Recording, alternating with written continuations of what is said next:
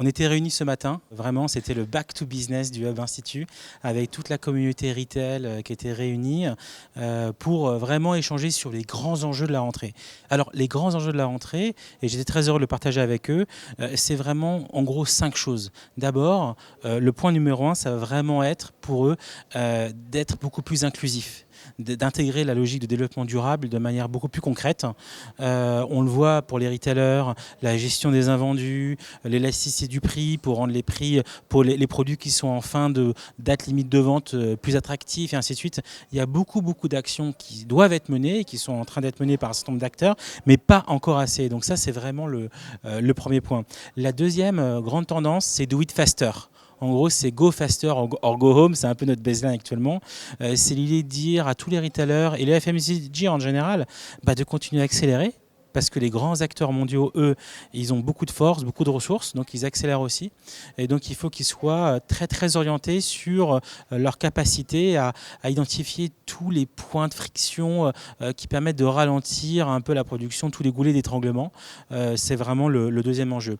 Le troisième enjeu, ça va être do it louder. C'est vraiment cette idée de pousser la transparence, de le faire savoir, surtout quand on voit que beaucoup de marques ont démarré dans cette logique-là, mais ne le font pas encore assez savoir. Donc la logique de transparence va être absolument prépondérante. Alors du coup, en contraste de ces nouvelles expériences, en contraste de tout ça, en même temps, le consommateur, il veut des produits à chaque fois au meilleur prix.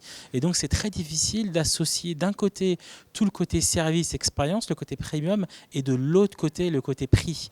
Et donc nous, c'est vrai que dans le cas des études qu'on a pu mener, au Hub Institut, on encourage vraiment les marques à choisir un positionnement clair.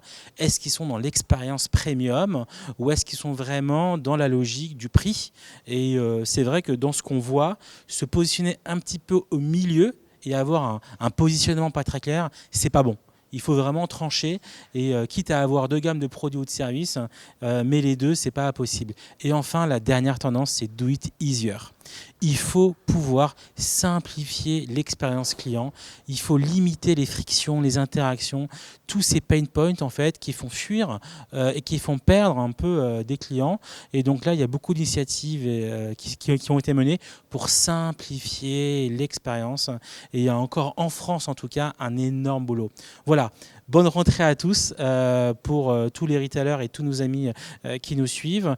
Mon message personnel pour vous, ça serait clairement et réellement pour cette rentrée d'investir plus de temps dans la veille, plus de temps dans l'écoute et dans le voir un peu ce qui se passe, pas uniquement aux États-Unis, mais ce qui se passe, je pense, à toutes les innovations chinoises sur le retail, en Asie, voire même en Afrique, parce qu'aujourd'hui, c'est vraiment le mot de la fin, aujourd'hui, l'innovation, elle vient de partout.